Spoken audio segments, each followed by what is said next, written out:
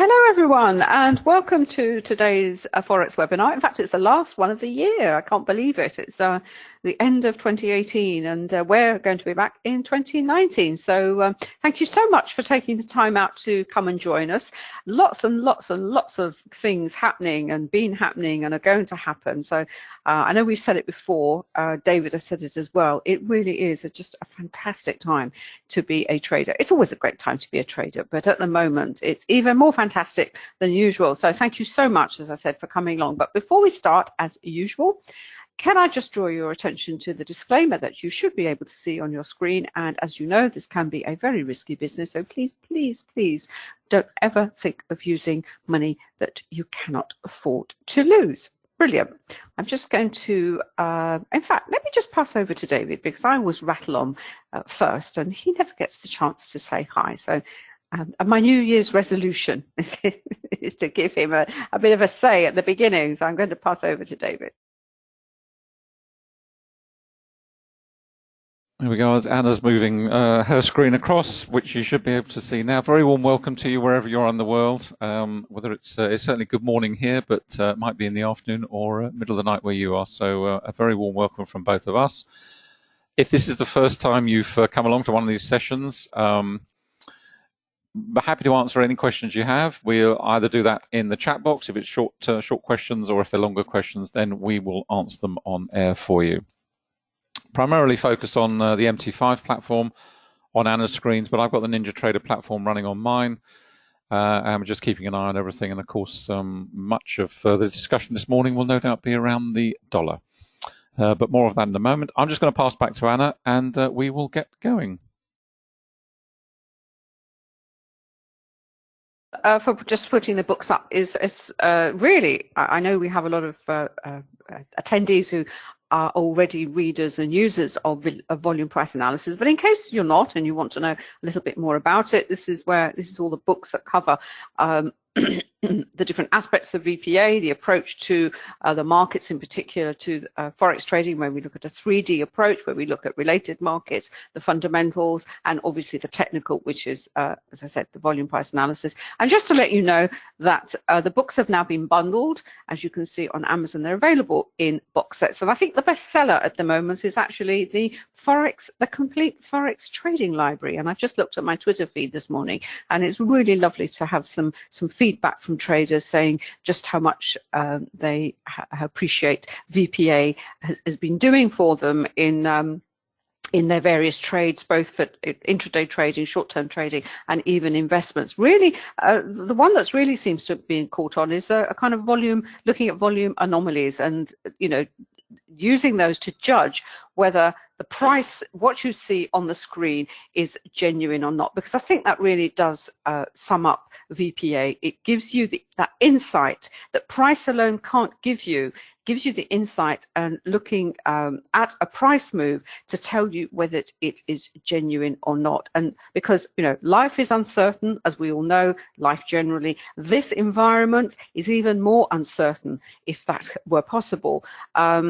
So if we can take away some of that emotional sting that happens when we are in an uncertain environment, and we can stop the triggering of our amygdala. Did you pronounce it amygdala, David? Of the amygdala, which is constantly on alert for threats and dangers. As you know, it is there to protect us. The brain is there to protect us. At least the amygdala is. It's responsible for triggering fight, flight, or freeze, and it's something that we talk about very much in the Forex program, and really just how important the psychological aspect of trading is. And as I said, and it really all comes down to this uncertainty. We are in an uncertain environment. As I said, life is uncertain anyway, but we kind of smooth it out. We can make things as reasonably predictable. We know we're going to get up in the morning. We know what our commute is going to be.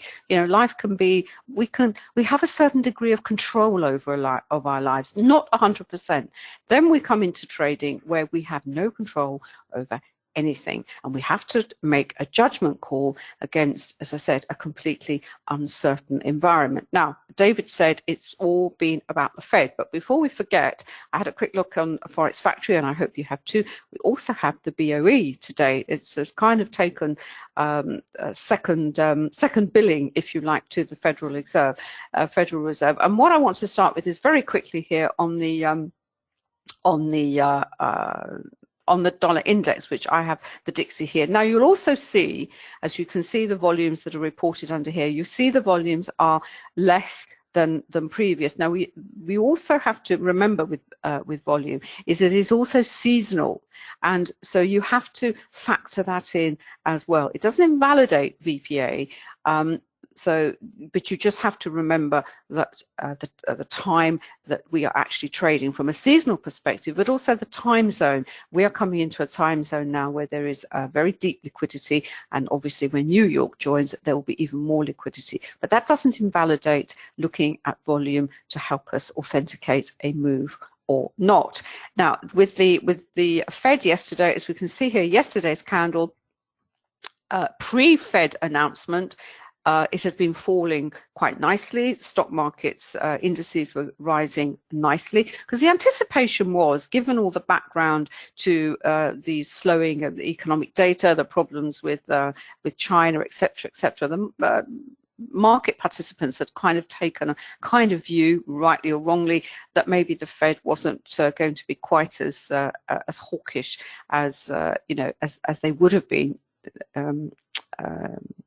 Given, as I said, based on what they had gone before. And also you have to remember that certain members of the Fed had also kind of hinted that they were going to be a little bit more accommodating in what they were planning to do next year. But in fact, I wouldn't say the opposite happened, but Powell made some comments that basically the interest rate hikes are kind of not baked into 2019, but they haven't been discarded completely. And part of the reason for that is the Fed has models, they use data. They're almost like a systematic trader. You will know as a trader, one of the decisions you have to make is, are you going to be a discretionary trader? Are you going to be a systematic trader? A systematic trader takes all the information on board and has a preset set of steps that he will take regardless. So even if some of the data that he sees doesn't quite fit in with the model, but because the because the checklist is set up in such a way, he has to take the trade. There's no, otherwise you're not a systematic trader. A discretionary trader, of which if you use VPA, it is very much a discretionary based system. It is very much discretionary in approach, even though it has a kind of system within it. You can look at a setup and you can say, yeah, the setup looks good and it looks like I'm good, but actually something comes along and maybe says, do you know what, that really, it could be a piece of fundamental news, it could be political, it could be anything, any element which you think might disrupt that setup. You then have the prerogative to step back and say, no, I'm not taking it. As a systematic trader, you can't. So in a way, for the Fed, I think they are kind of almost, they're in a straitjacket. They're a prisoner of their own dot plot data, etc. So now what's happened today is I think the market has kind of taken the view that, yeah, they may say that, but actually they're going to be taken over by events and they're going to have to row back whether they like it or not. So we've seen a sell-off in the dollar, and we've also seen a nice move up in the euro dollar, haven't we, David? Can I move over to you on that one, and you can, because you've been following that. Then I want to just cover, I've had some queries about distribution and accumulation. Just want to clarify what we mean by those two important concepts in volume price analysis. I also want to have a look at what we've been following over the last 2 or 3 sessions, particularly the New Zealand Canadian, which has finally kind of rolled over from a kind of distribution that we've seen on the daily chart, and also just keep track on some pairs that I was in earlier on in the month and just see how they have fared subsequently. So I'm just going to pass over to David, as I said, because he's been looking at euro dollar.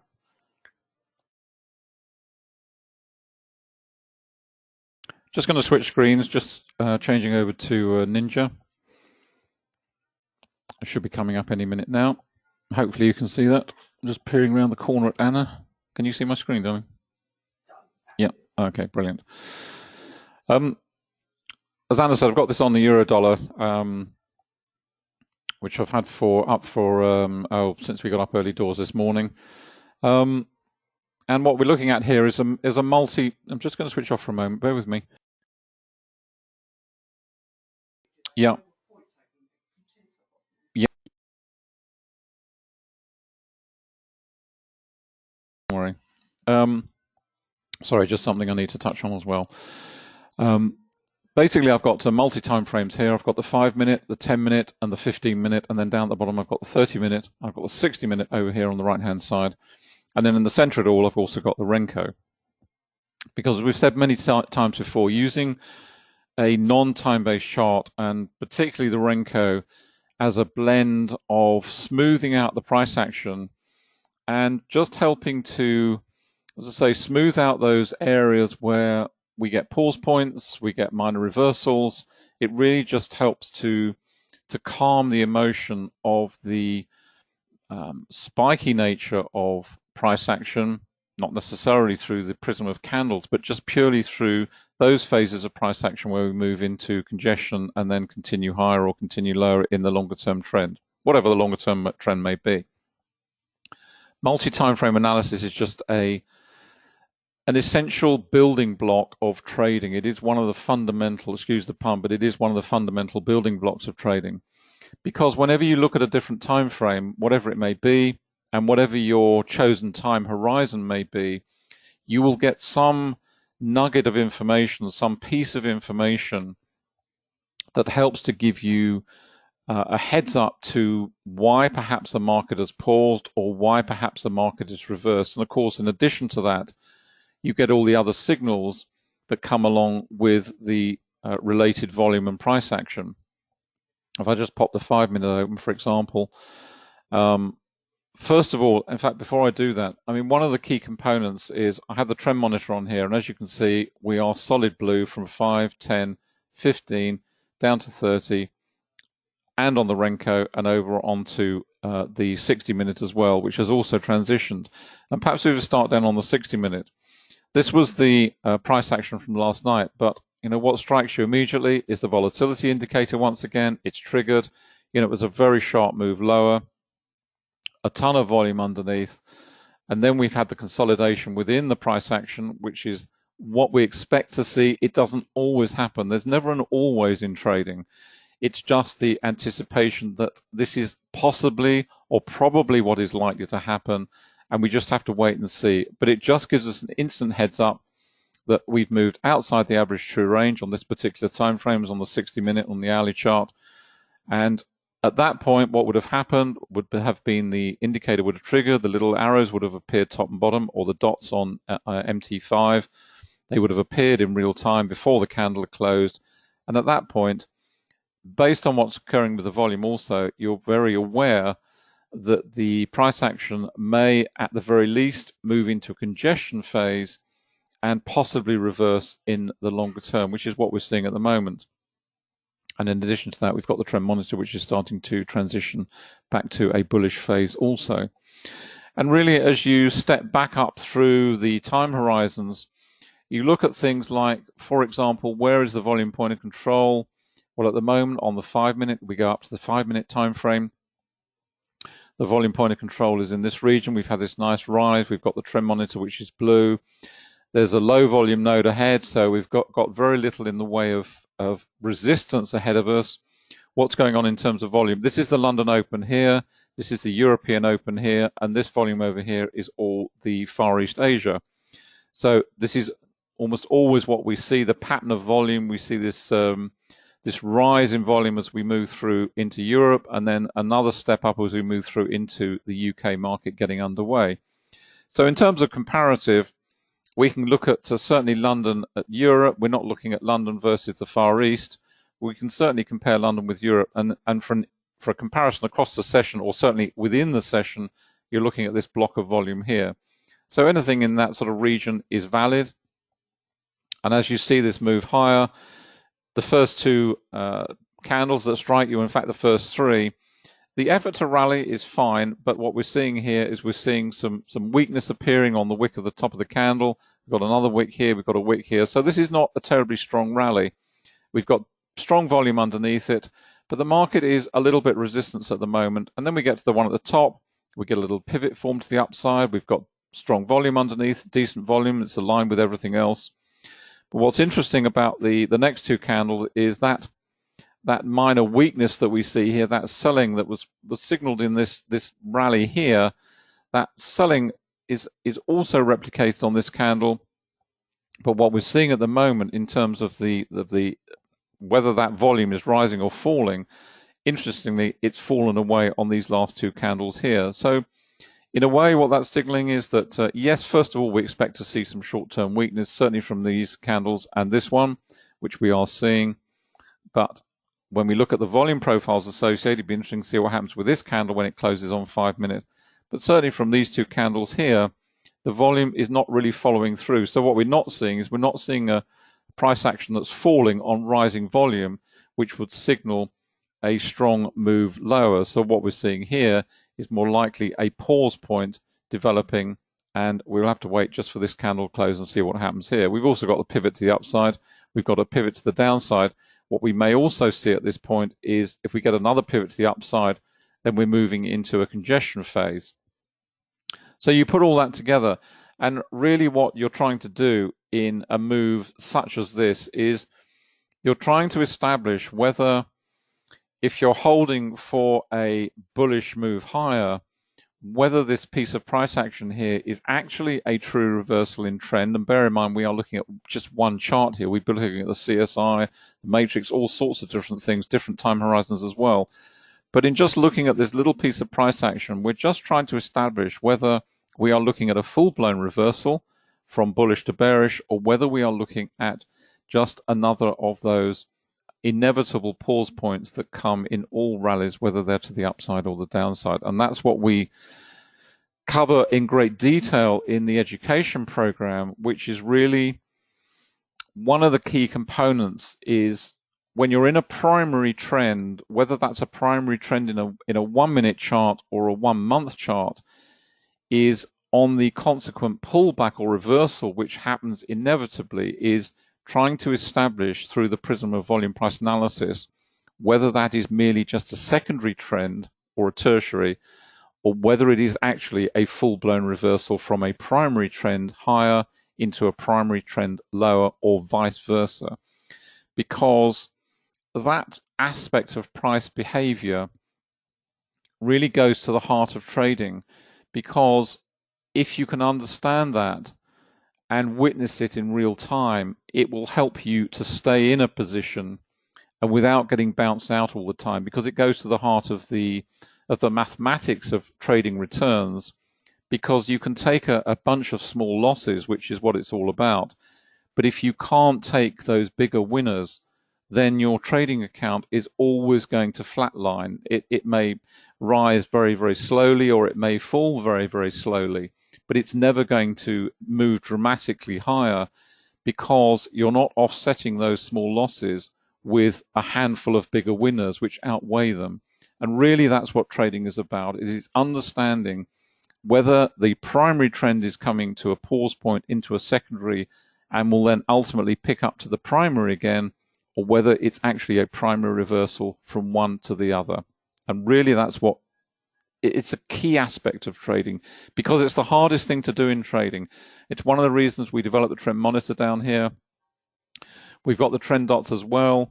It's all these aspects, it's putting all these elements together to try to help you to figure out what is going on in this pause point.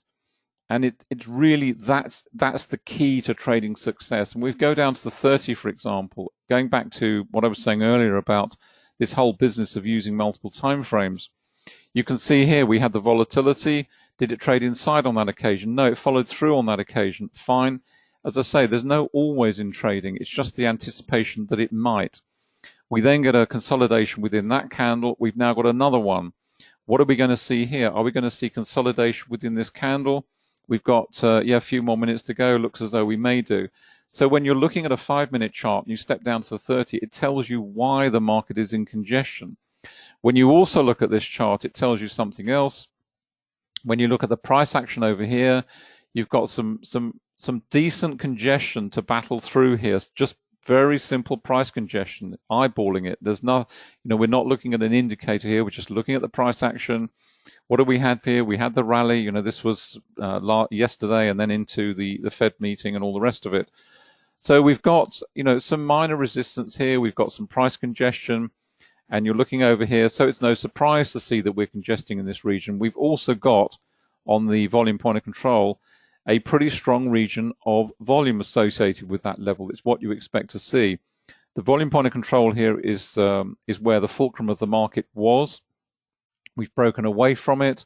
The volume here is representative of what's going on in terms of London, and of course it is distorted to some extent by this volume here, which was very heavy during the session last night.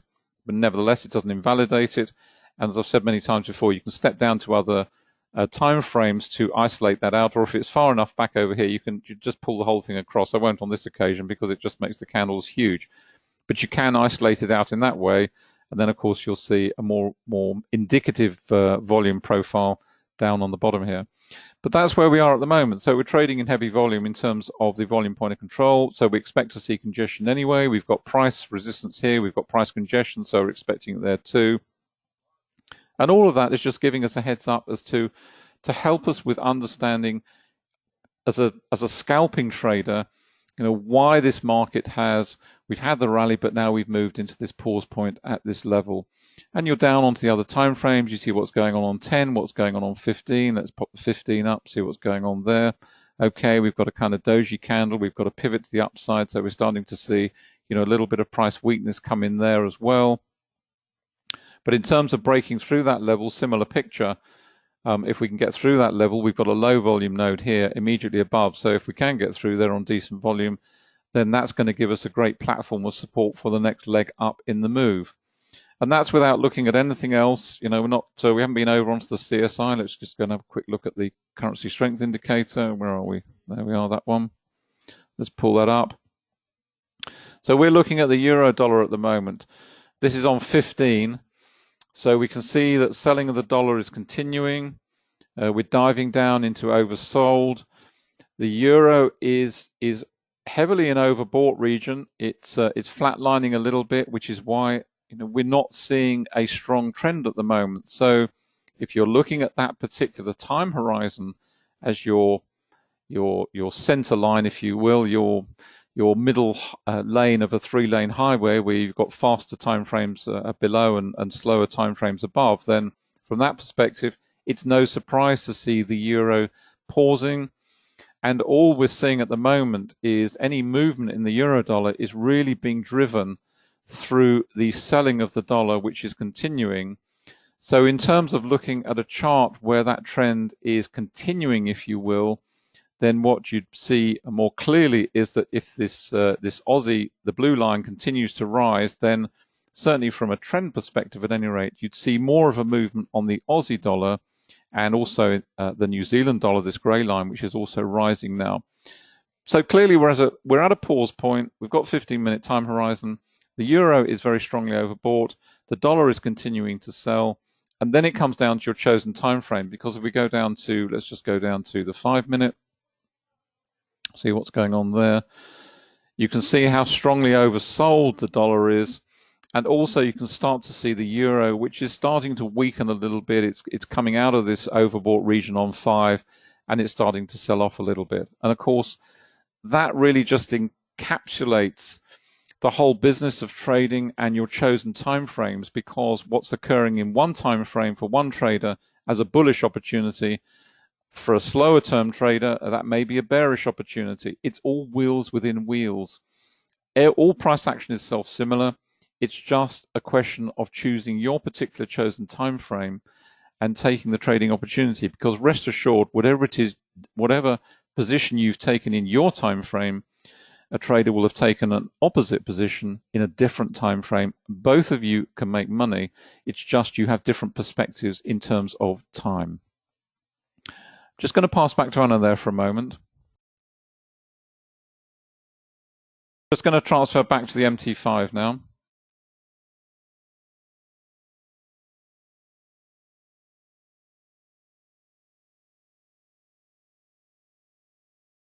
It's actually a really good time for David to pass over, because a lot of the things that he has said overlap on what I was going to pick up. And also I've got the New Zealand CAD, and if you've been coming along regularly, you will know we've been looking at the New Zealand Canadian, and I've been writing about it on the various Facebook pages that we have. And if you look at the screenshots of the currency heat map from the last 3 or 4 weeks, isn't it, David?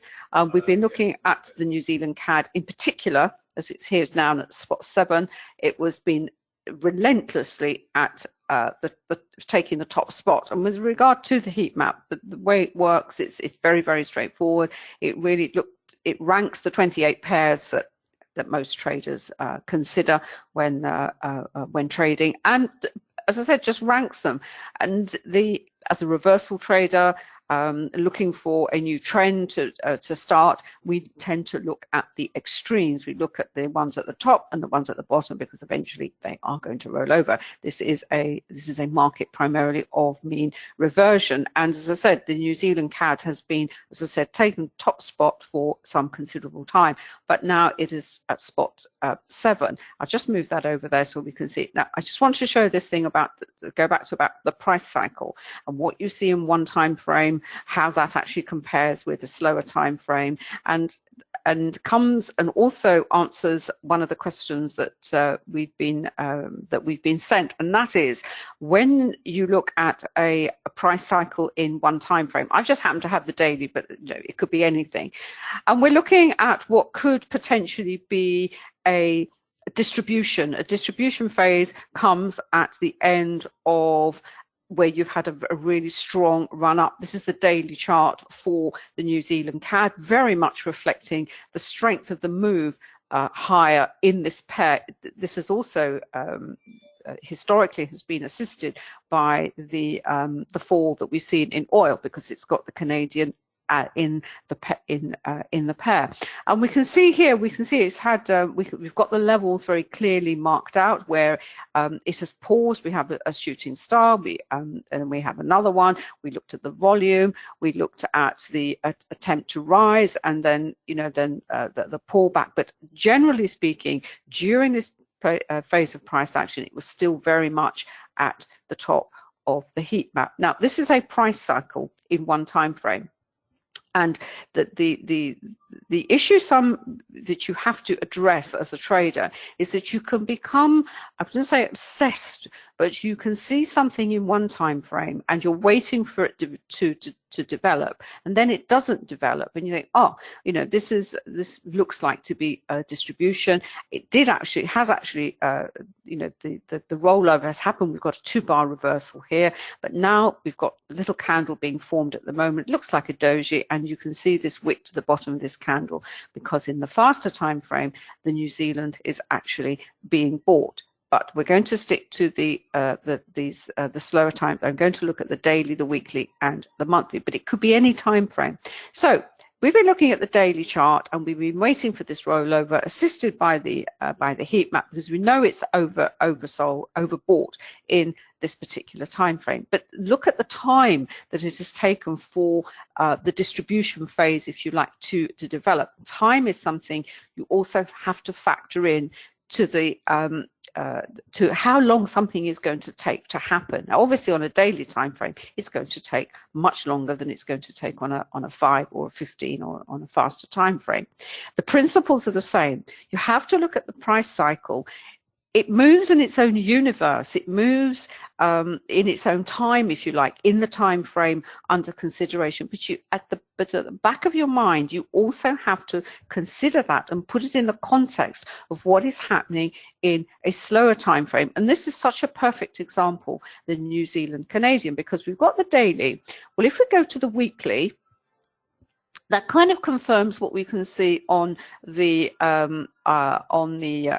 daily, because if we go right back here, back to the end of September, we had this move lower, then we had this 2-bar reversals in forex. I don't know what it is about 2-bar reversals in forex, but they really work really well, don't they, David? They're if if there were candle combinations that you wanted to sort of keep an eye on and look at and consider closely, is do look at two-bar reversals. Obviously, there's shooting stars and hammer candles. And if we move right back here, you've got another really nice two-bar reversal here. For whatever reason, the two-bar reversal in forex, it does appear to produce good strong moves, as it were. But looking on the weekly chart, we can see here we've got actually 3 solid weeks where prices attempted to rise, fallen back, attempted to rise, fallen back. So it is actually confirming, if you like, validating what we can see on the daily chart. But when we move up to the monthly chart here, actually what we're seeing is the move higher for this pair. If we go right back to, if we've got September, beginning of September here, was precipitated, if you like, by this very deep hammer candle that we have here.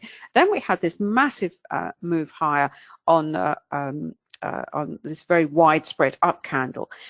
And so you could argue that if the monthly chart were your was the time scale that you were looking at, you're looking months ahead.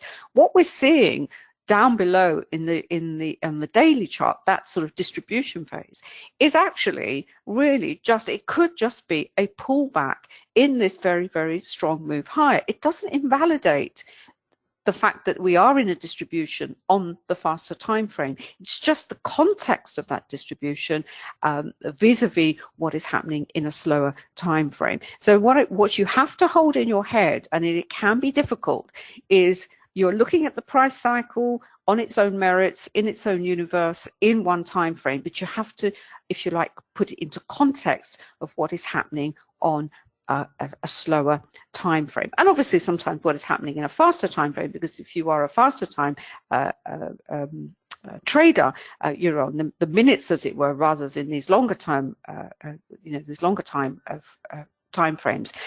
That doesn't invalidate it either as well, which is what makes trading so complex. Fascinating, but complex. It's not complicated, it's just complex. And our brains sometimes are not very good at handling complexity. The brain likes things easy. It likes, it doesn't like to come out of its comfort zone.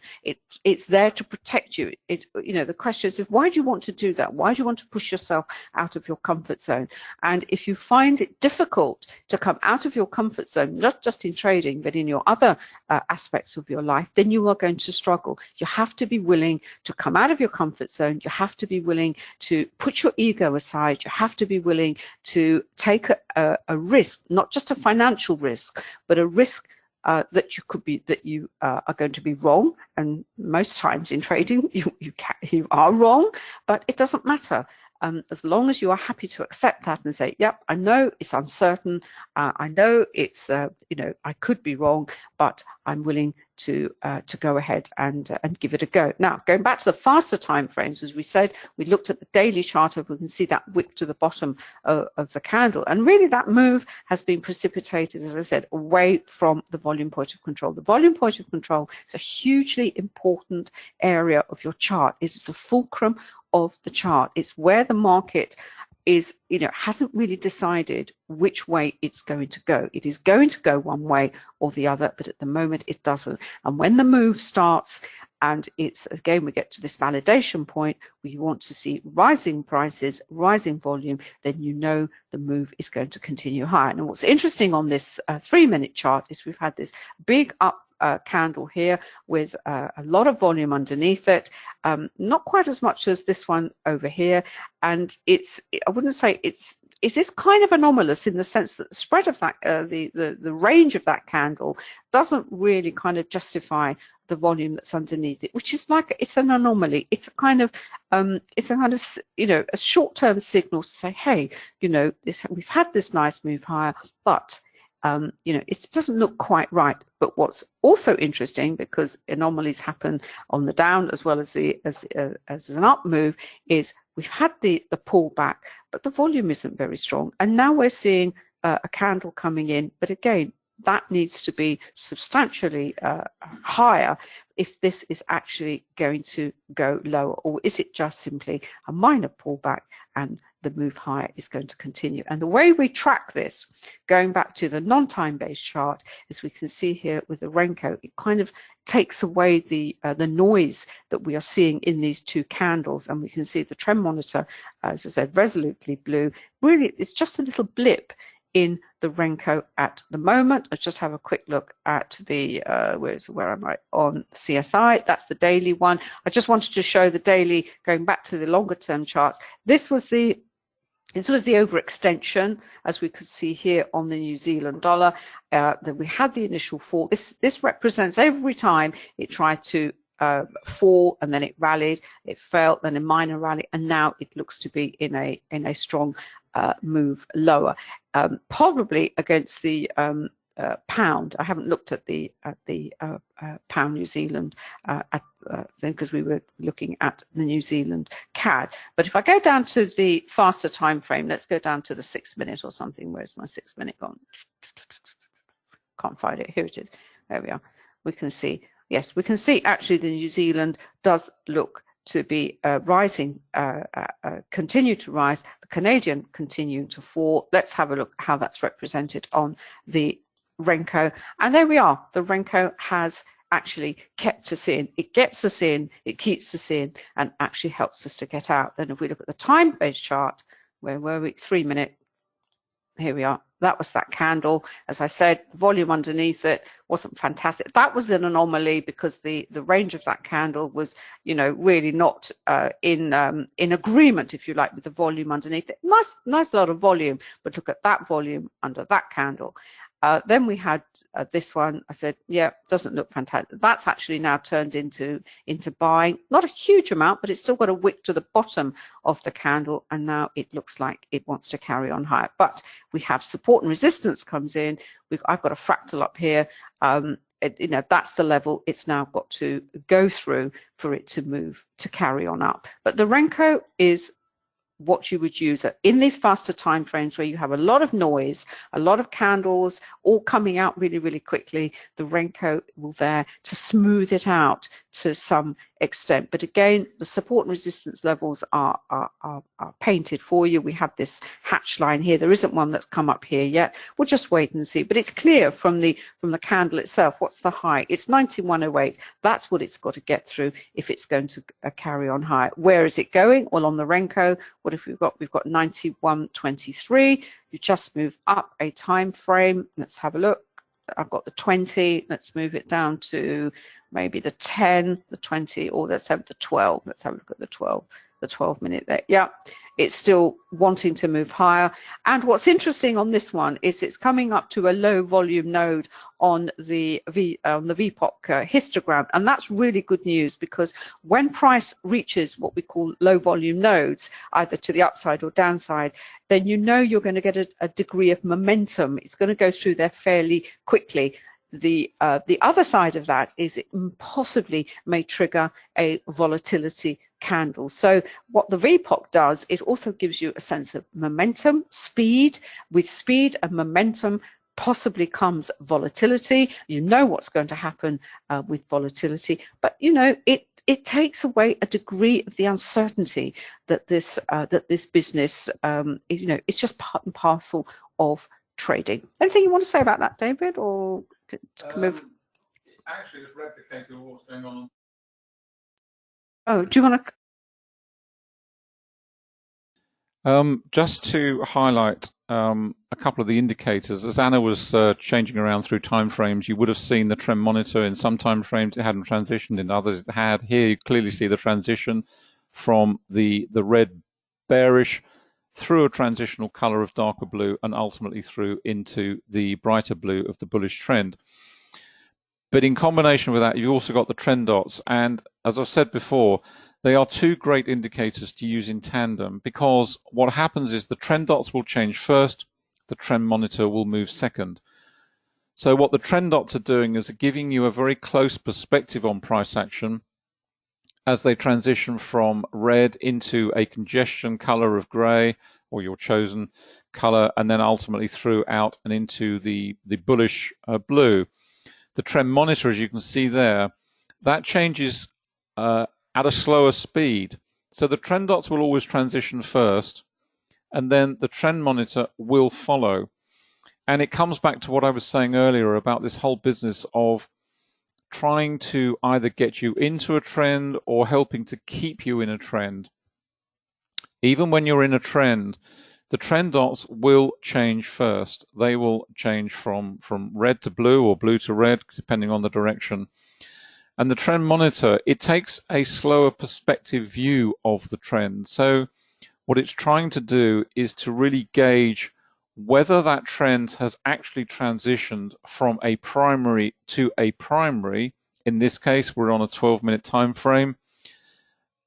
Or is it simply a question of a pause point?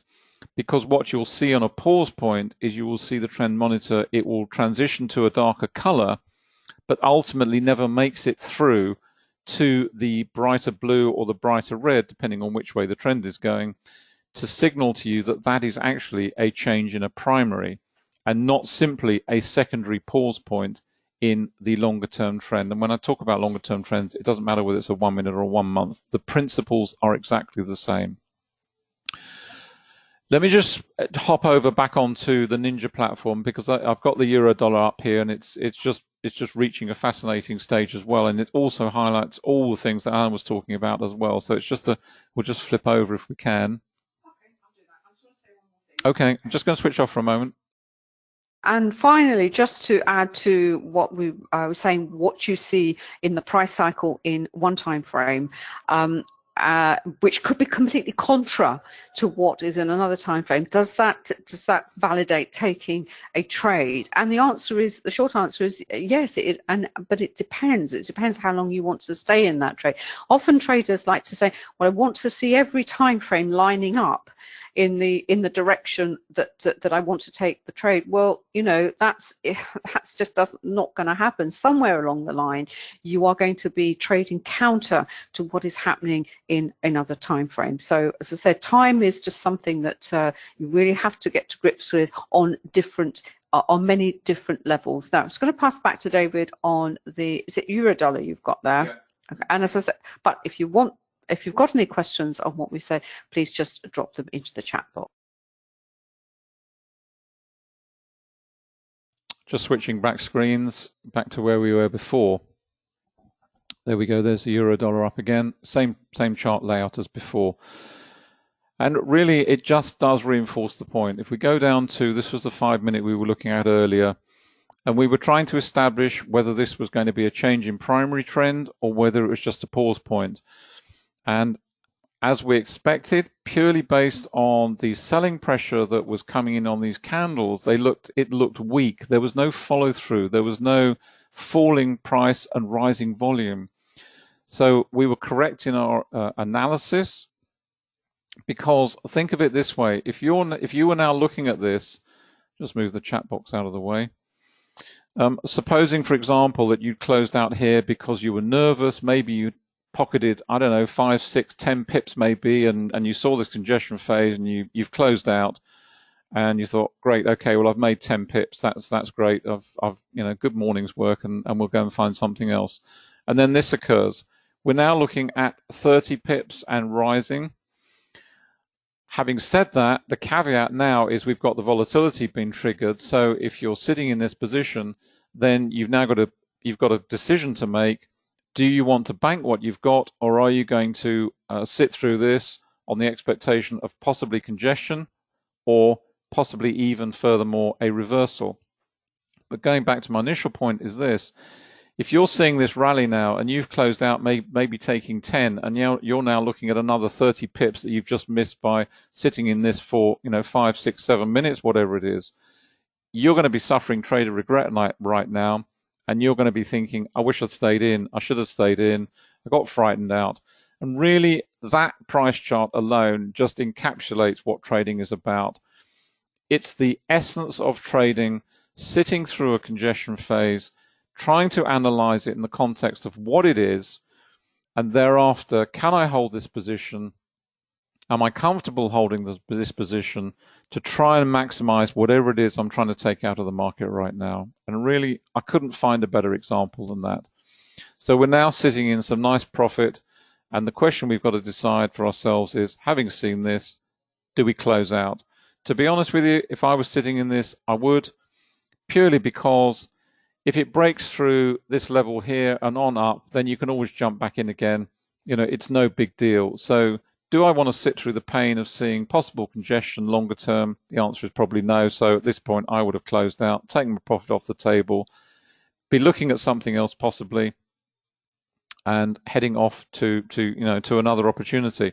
And to drop down onto the Renko, that again, it really does sum up everything to do with using a non-time-based approach, a blend with the time-based charts. And the beauty of the Renko is this is currently running at 24. And what the Renko optimizer does on NinjaTrader, and in a similar way on the MT4, MT5 platform, it actually delivers the optimal setting for you. So there's no guesswork here. On NinjaTrader, you just simply select whatever time frame. I've got 1 minute here, and the indicator will deliver the optimal setting for that particular currency pair or instrument, whatever, or whatever future, whatever it is you're trading. It will deliver the optimal setting for that particular point in the session, because this changes the whole time. You can't sit here through a whole session and say, well, I'm only going to trade a 2 pip. This is 224, but it's actually 2.4 pips. It's just the way Renko does it. So you're looking at brick sizes of 2.4 pips here.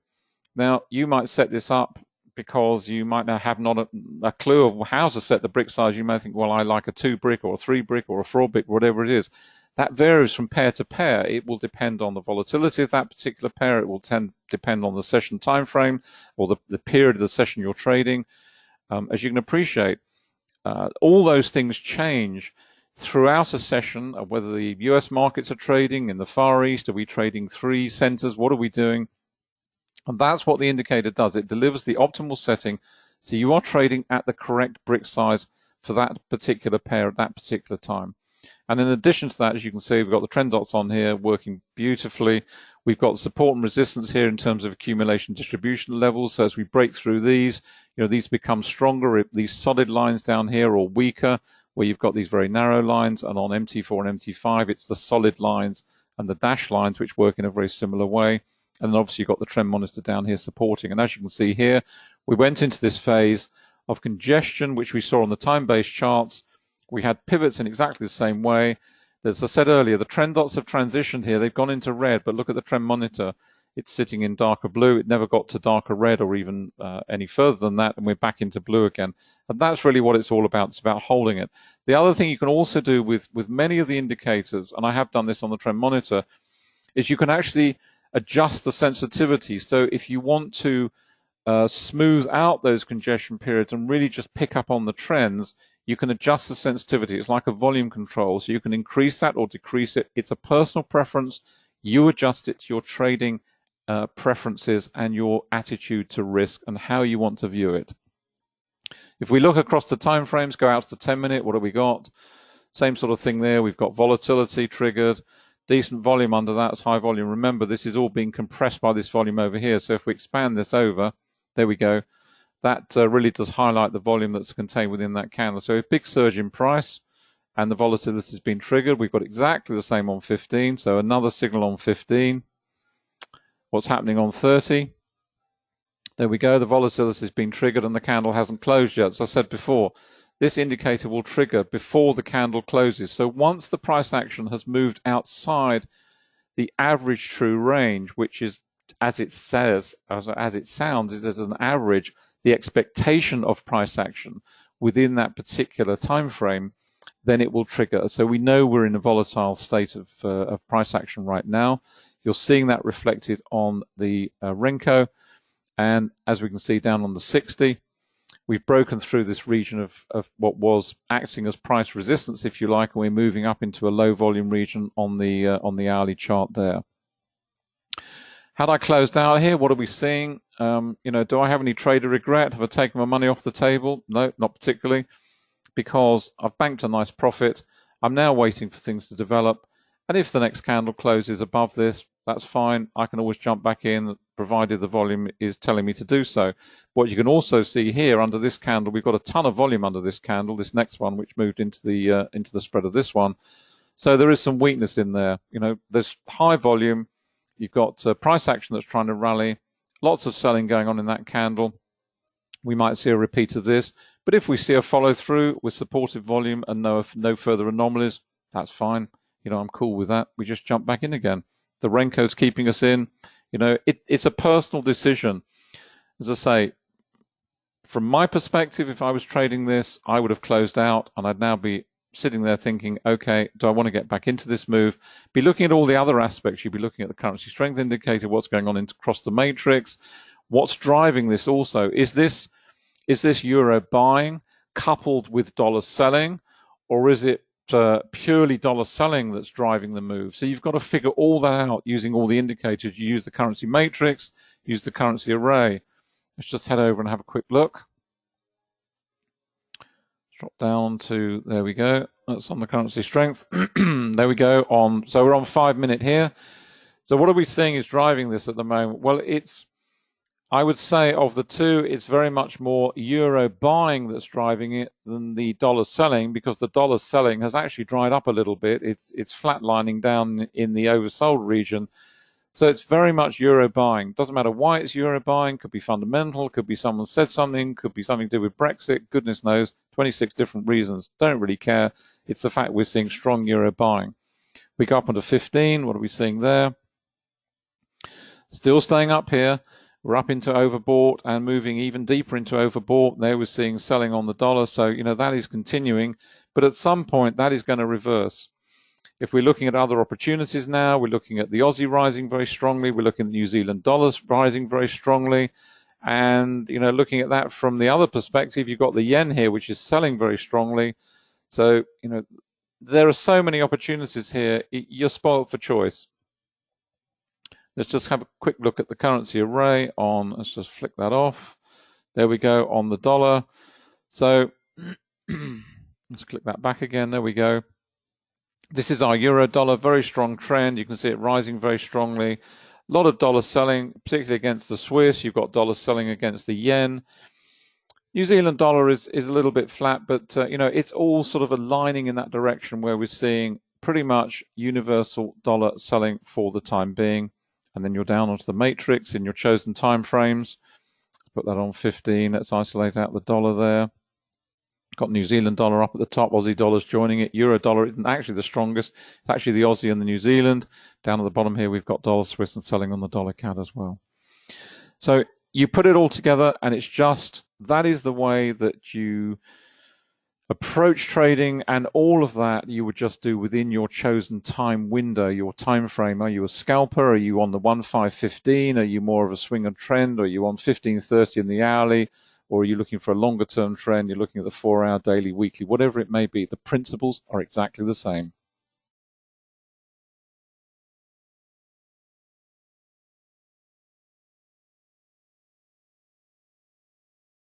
Passing back to Anna.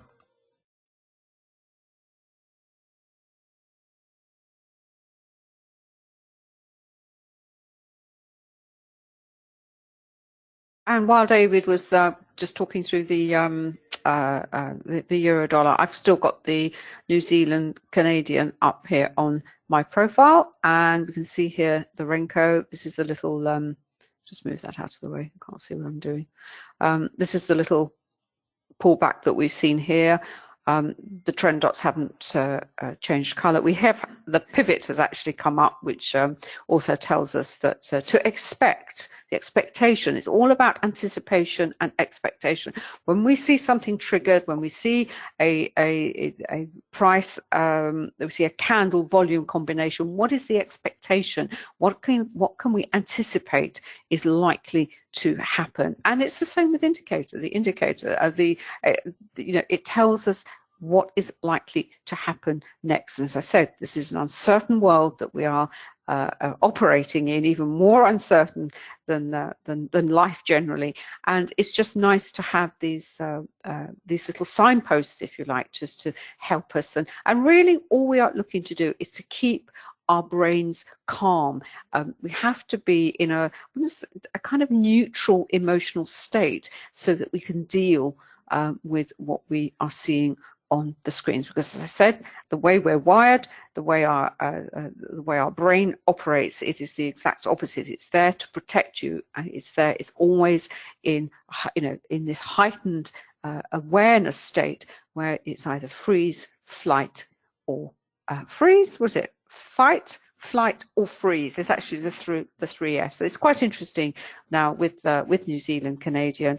We'll see if it actually moves into a little perhaps a little congestion phase before moving higher. And just to look at the time chart, we've got the levels quite clearly marked, defined, where it's got to go through if it is going to carry on higher. So this is what we're here. We've got what have we got here? We've got 91 to the bottom, and we've got the stronger line here. And on the support and resistance indicator, where you have a solid line, it simply means that the support or resistance line is stronger rather than the sort of hatch line. It's mean price has tested it and it has held.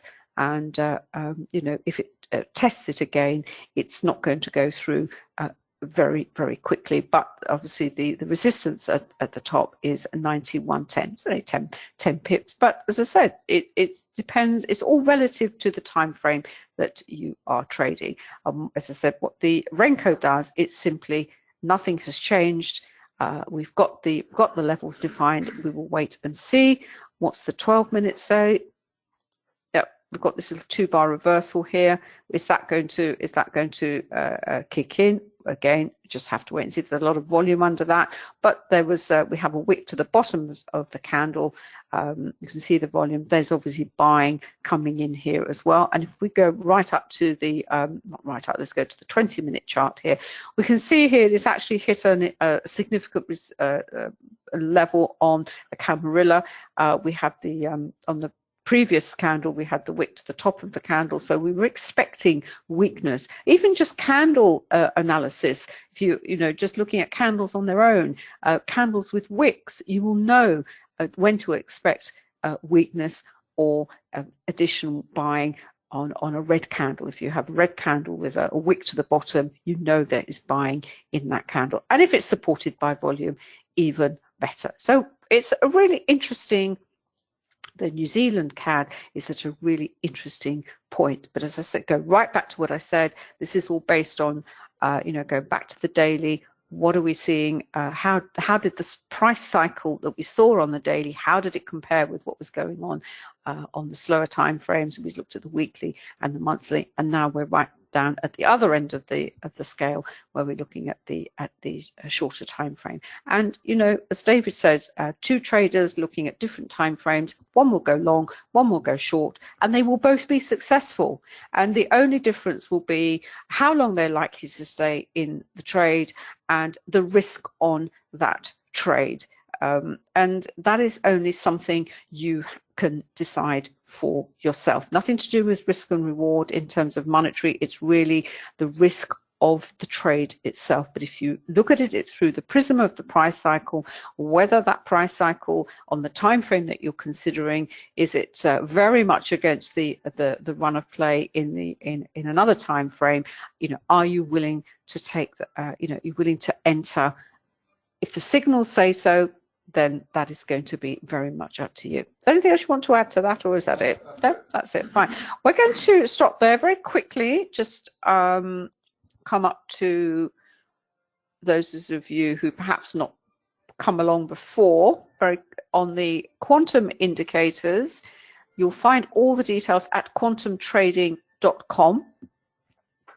There are pages on both NinjaTrader and MT4, MT5. There's all sorts of there's lists of indicators, and they've all got videos, support pages to explain in detail how they were developed, how you can use them, how you can integrate them into your own trading, because the purpose of why we've developed these is really, for you to take them, blend them into what you're doing, blend them into volume price analysis, and you can just start with one. You can buy, we have bundled deals, or you can buy the complete package, and the complete package on MT4 is actually 894, and you can pay outright, or you can have it spread over a 3-month period on the EPP. But I think one of the most important thing, and I know the most important thing about the package is whenever we develop new indicators, they are automatically added to your package. So if whenever you buy the package and there is this list of indicators, if we develop 1, 2, 3, 4 in the future, they will automatically be added. You never actually pay us any more money, and you certainly don't pay us for any upgrades to the indicators. The NinjaTrader is slightly more expensive because we have different indicators for the platform. And with regard to the program, you can discover more about the program here at Quantum Trading Education. That's David and myself. We're not here at the moment. This is where we have actually two trading centers, and these are the volumes. These are the modules that form part of the program. I think if there's criticism about the program, there is an awful lot of content to absorb, but it's content that is there for you for life. You know, so in terms of how long it'll take you to work through the content, depends on how much time you have available, obviously, but you know, it's going to take you, I would say, a minimum of 6 months, David. 6 months, a year. Yeah, 3 to 6. Pretty much so. There are, you know, there are a lot of videos, there are PDFs, and the program also does include the indicators, the full package of indicators. So for MT4, MT5, the cost then goes to 1391, and for NinjaTrader it's 1694. But again, you can spread the payments over a 3-month period. Is there anything you want to add to that? Sorry, that's it. And finally, if you want more information, you can either drop me an email, anna@annacoulling.com, or david@quantumtrading.com. So it's the final webinar of the year. So we are back the first week. When are we back, David? First week in January. The first Thursday. I think we're back the first Thursday in the new year. So all it remains for me to say is to wish you all a very happy Christmas and New Year. I hope, you know, spend lots of time with your family and friends, and we will be back in 2019.